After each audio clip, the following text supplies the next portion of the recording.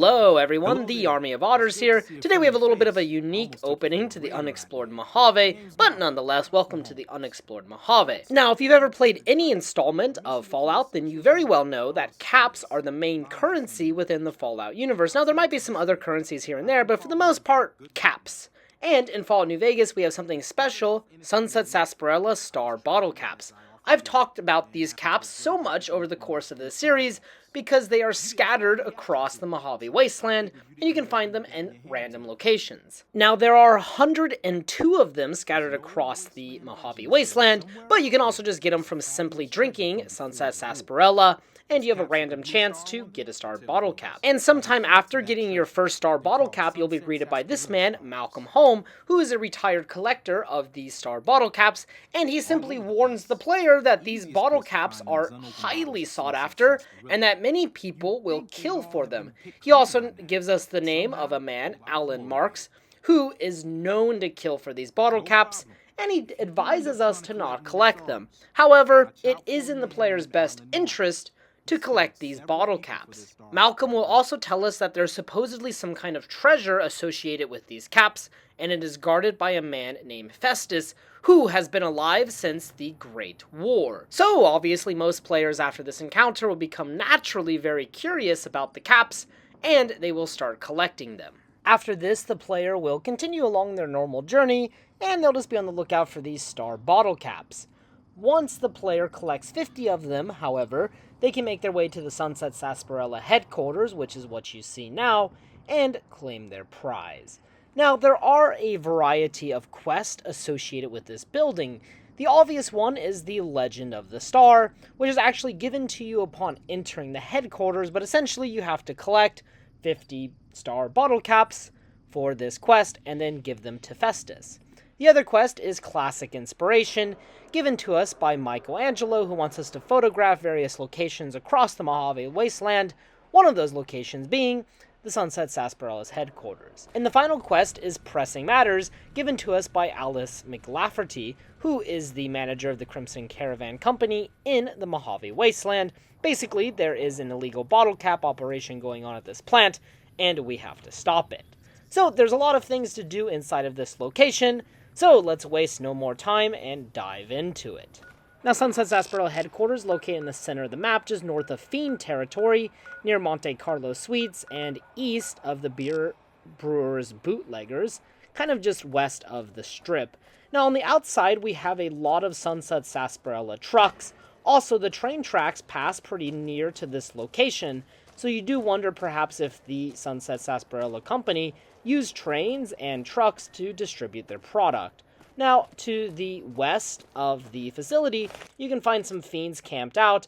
As I mentioned, this is just north of Fiend Territory, so that is probably the most common enemy that you'll find around Sunset Sarsaparilla Headquarters. We have a small fiend encampment over here on this hillside, but nothing that the anti-material rifle cannot handle.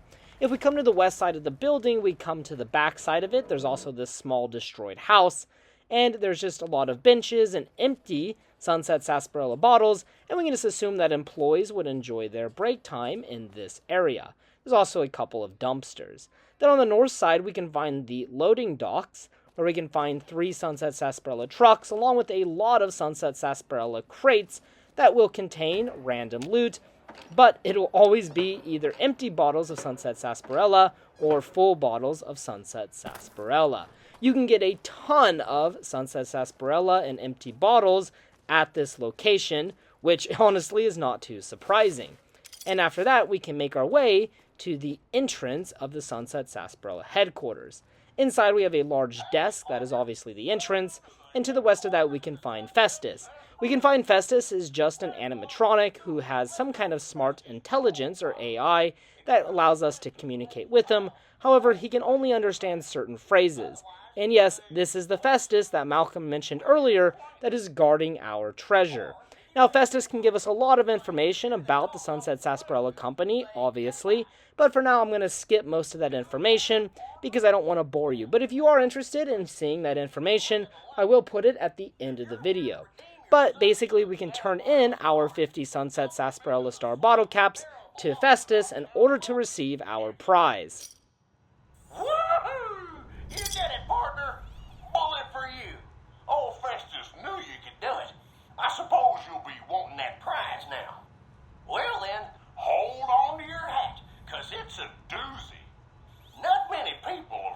true story behind Sunset Sarsaparilla.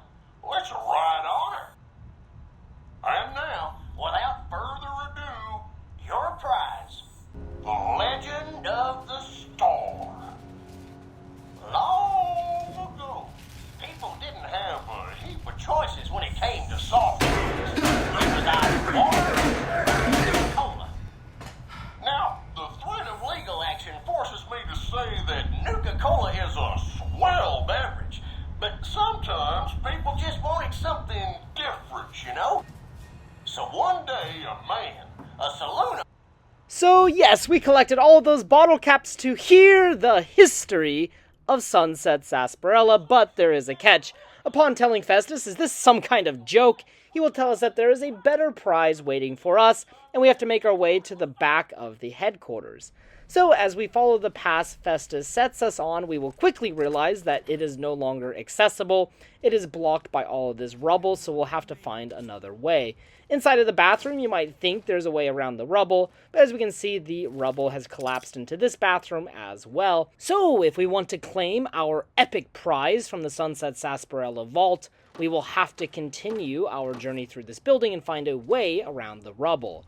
Now, in this back area for employees, we can find some more double doors, a vending machine, and in the back just kind of some kind of employee break room, and then also the door that led to those picnic tables that we saw at the beginning of the video.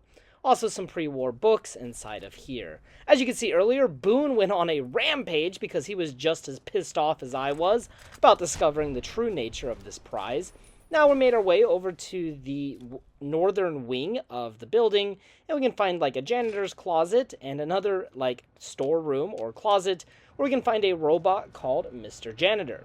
We can activate this robot by hacking this average locked terminal, and this robot will begin its cleaning procedures. However, I don't really know what the point of activating this robot is, besides the fact he'll start cleaning up Sunset Sarsaparilla Headquarters, which was his intended job.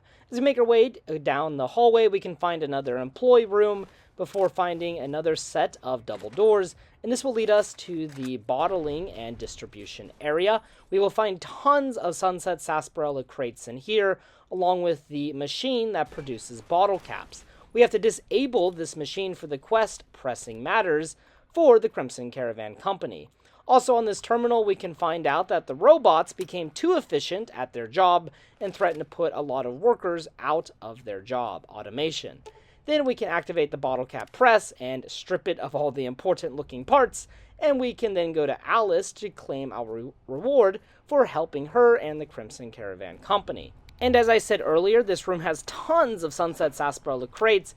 However, most of these crates are empty or just have empty bottles. Sometimes, though, you might be lucky and find a full bottle of Sunset Sarsaparilla. On the top part, there is really nothing of interest.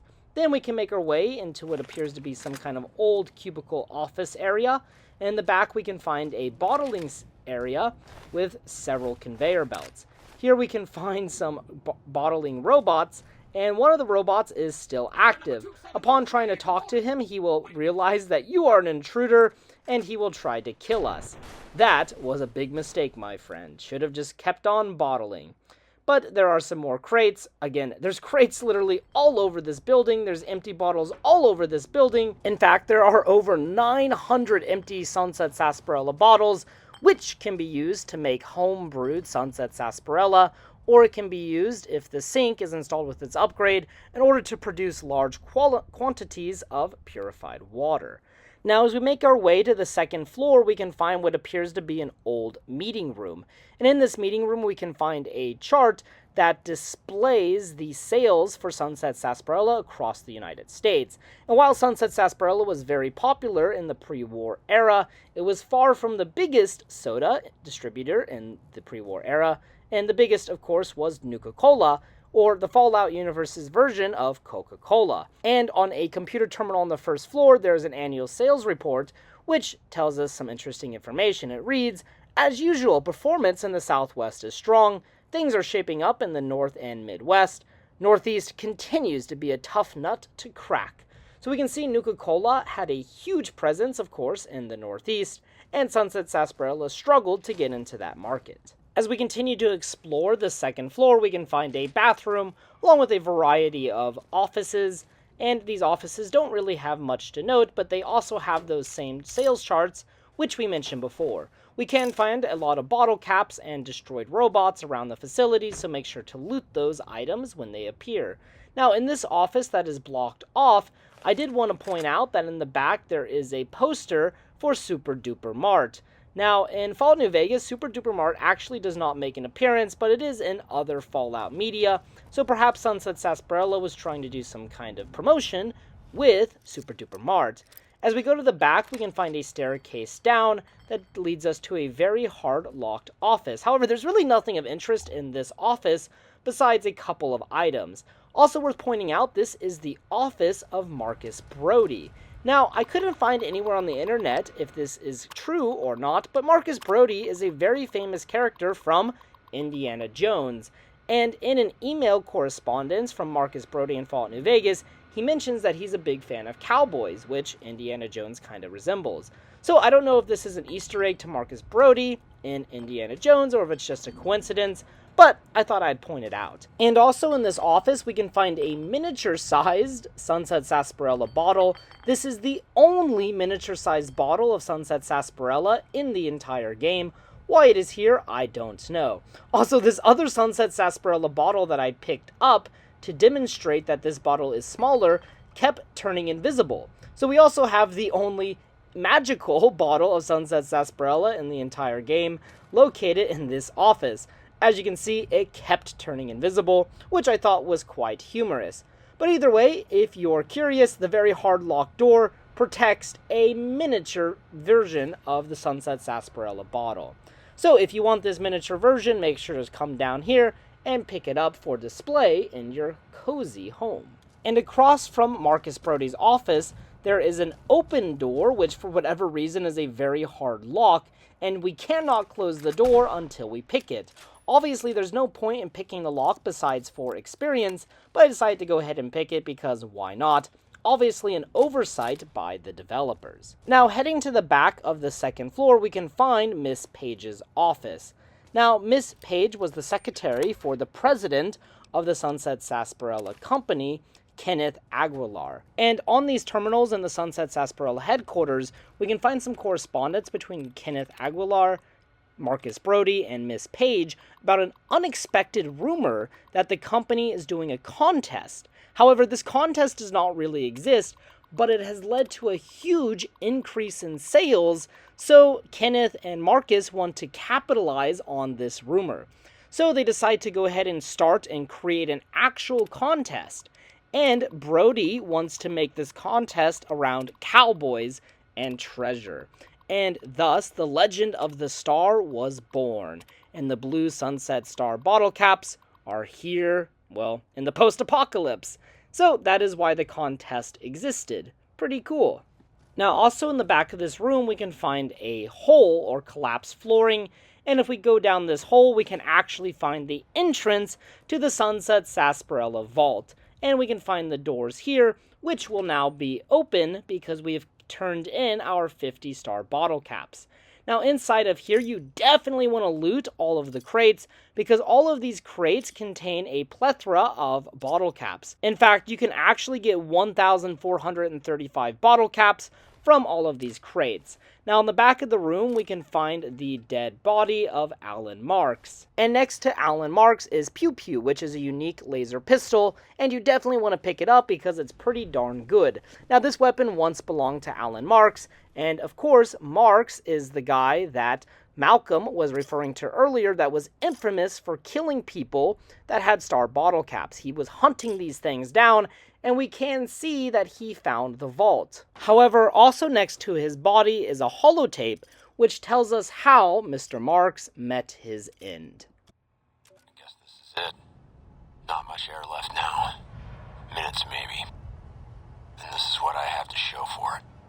I guess the joke's on me. Probably shouldn't have killed all those people. Probably should have stayed at home and taken care of my mom. She always used to say people who murder and steal die bad in the end. So obviously Mark somehow trapped himself inside of the vault by accident, which is an airtight vault, and he eventually died of asphyxiation. And that was his final message. And also in the vault, we can find 319 Sunset Sarsaparilla deputy badges spread around the floor of the vault, and including on the body of Alan Marks. Maybe he went a bit crazy in his final moments. And real quick, an interesting fact about the Sunset Sarsaparilla Headquarters, it is located in the same geographical area as the real-world Coca-Cola store and museum in Las Vegas. And likewise, there is a 3-story soda bottle that serves as the main entrance. So a pretty cool reference to the real-world Coca-Cola Museum in Las Vegas, and somewhere that I've actually been, so really cool. But alright everyone, I think that sums up the Sunset Sarsaparilla Headquarters. This was an awesome location that I've been wanting to do for a long time, but I just kind of waited and kept putting it off, and finally we are here though, and it is finally complete. Thank you guys so much for watching. I hope you enjoyed this episode of the Unexplored Mojave. If you have any recommendations for a future video, please post it in the comments section below. Also, like I said before, if you want to hear more about the Sunset Sarsaparilla Company from Festus, then please stay tuned. But otherwise, until next time. Oh, new to the hunt, are you?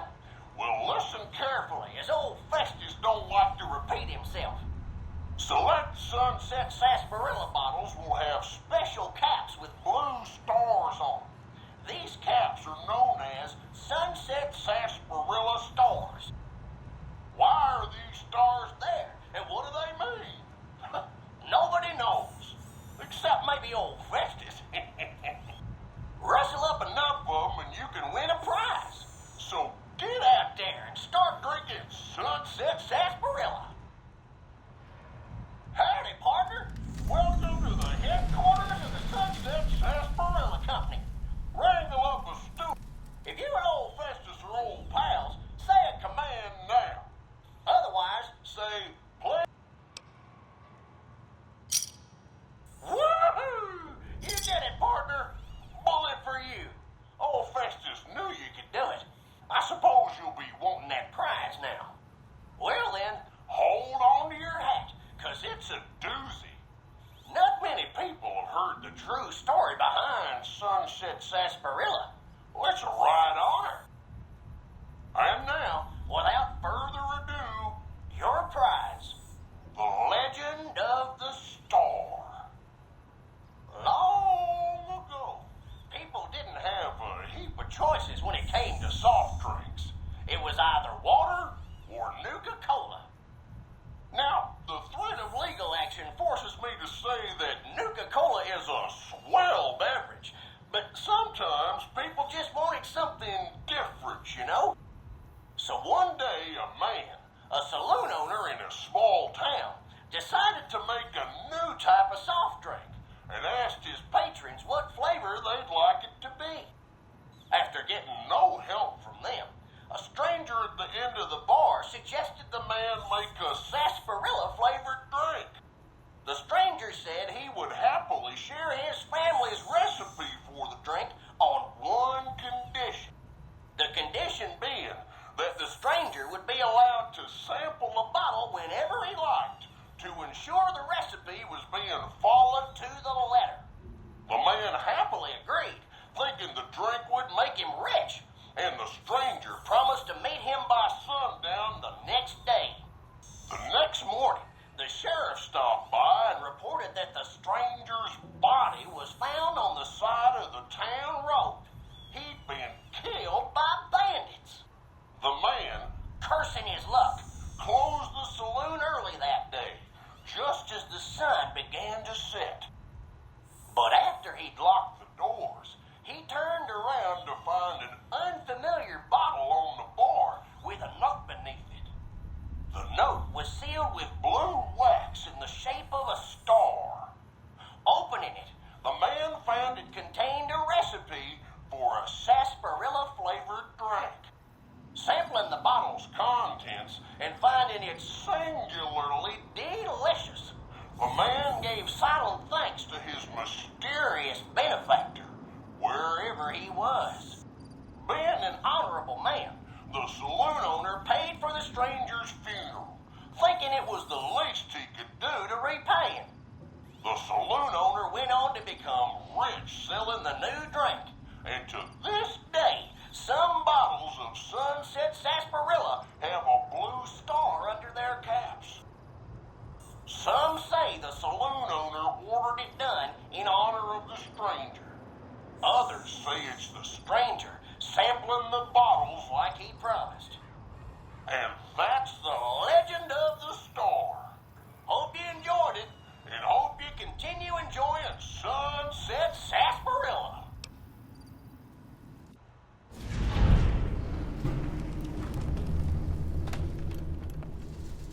The Sunset Sarsaparilla Company has received a number of complaints regarding the prize awarded for handing in Sunset Sarsaparilla stars.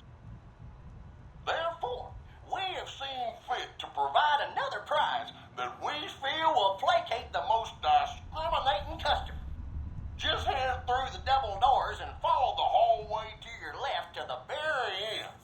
An attendant will be there to present your prize directly. We at the Sunset Sarsaparilla Company would once again like to thank you for your patronage. Lastly, if you're here about the health advisory that aired on Channel 6 recently, say, silly old advisory. I'm sorry, I didn't quite understand that.